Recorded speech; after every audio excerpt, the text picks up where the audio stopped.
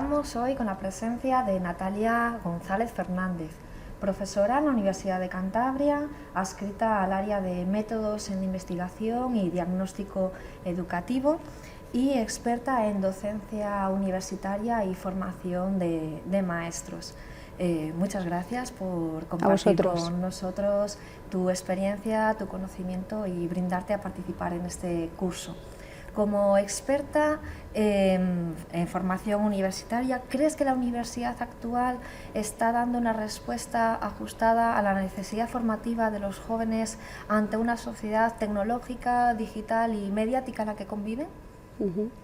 Bueno, yo creo que la educación mediática es un proceso de enseñanza que está comenzando a ser valorado a nivel social y a nivel académico,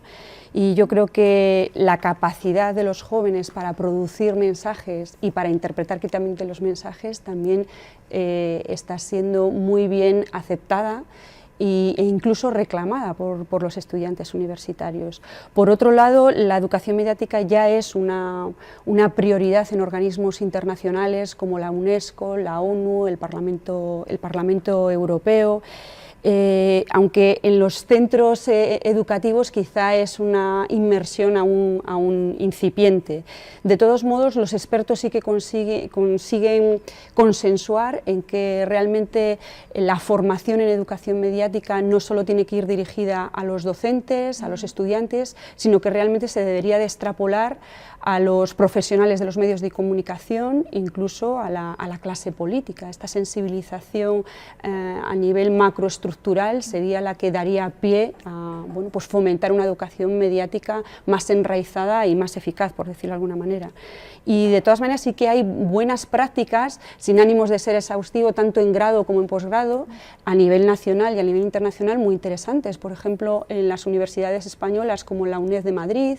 o la Universidad de Huelva, en colaboración con la Universidad Internacional de Andalucía, la Universidad Autónoma de Barcelona, con catedráticos de consolidada experiencia como Pérez Tornero, Ignacio Aguadez, están desarrollando desde hace ya varios años máster especializados en tecnología, en educomunicación, muy interesantes, en los cuales pues colaboran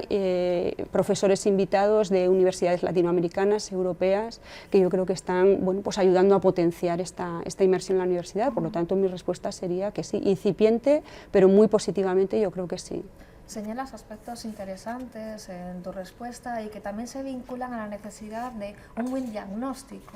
¿no? de la población. En una reciente investigación que habéis desarrollado, comentas o expones datos en base al nivel de competencia mediática del profesorado actual. ¿Nos puedes comentar brevemente un poco los resultados más interesantes, más importantes? Bueno, pues esta investigación se desarrolló en torno al 2010-2015 a nivel nacional. Sí es cierto que bebimos de datos fruto de otras investigaciones anteriores,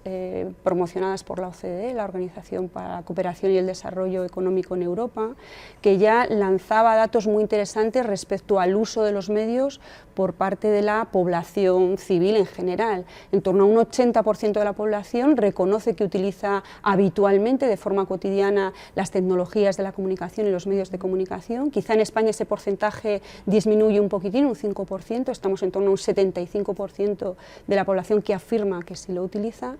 Eso sí, en el ámbito docente sí que hay un reconocimiento de que lo que les hace falta o lo que reclaman es una mayor formación. En nuestro estudio el resultado también fue muy positivo.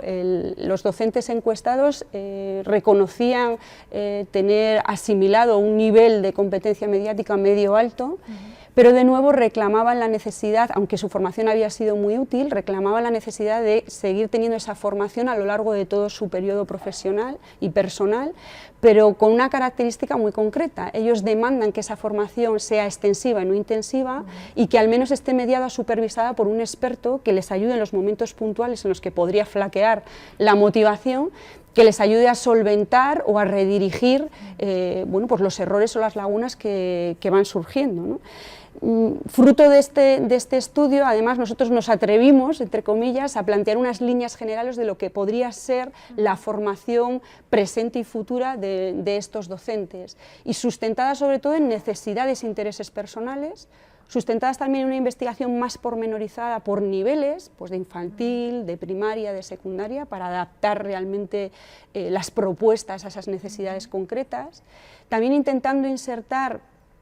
lo que denominamos educación informal dentro de los entornos formales, para aumentar esa motivación y esa coherencia. Dentro del diseño de las actividades de estos programas de formación, empezar a incluir de nuevo metodologías y tendencias emergentes como pueden ser la gamificación, el mobile learning, la generación de redes relacionales y profesionales de docentes en activo, es decir, que puedan consultar no físicamente sino de manera online también las dudas a un experto que permanentemente está en esa red, bueno, pues abierto a solucionar esas dudas, y sobre todo ofrecer programas de formación que planteen una evaluación formativa y compartida, que dé un feedback de forma automática y dinámica, y que favorezca de nuevo mantener esa motivación hacia la formación permanente, que es la clave, ¿no?, para seguir mejorando en la educación mediática. Habéis abordado en esa investigación todo el tema del diagnóstico del nivel de competencia del maestro en ejercicio. Una parte importante también es la formación de ese maestro o de ese futuro maestro. ¿Cuál es tu visión? ¿Consideras que los planes de estudio actuales están dando una respuesta ajustada a la importancia de una educación en medios y ante los medios del futuro maestro? Bien, yo creo que respondiendo a tu pregunta, para mí la clave o el reto de esta formación pasa, por decirlo de alguna manera, por un aprendizaje dentro del ámbito de la docencia y una reflexión y una generación de contenidos consensuada. Es decir, una política de generación de contenidos, generación de materiales que pase por la reflexión corporativa del docente, alejándose de esa tradicional, entre comillas, tendencia al individualismo, a la respuesta única y no discutida, por decirlo de alguna manera, con los colegas, ¿no? Por tanto, el reto yo creo que pasa por conseguir que la profesión docente sea más cooperativa, por decirlo de alguna manera. Y esto va a exigir una predisposición a revisar críticamente por parte de todos los docentes, bueno, pues la metodología que utilizan, los recursos que utilizan, bueno, una predisposición abierta, flexible, a cooperar, compartir con el resto de sus colegas en pro de una mejora de la educación mediática. Un término que se está escuchando mucho últimamente es el del docente prosumidor.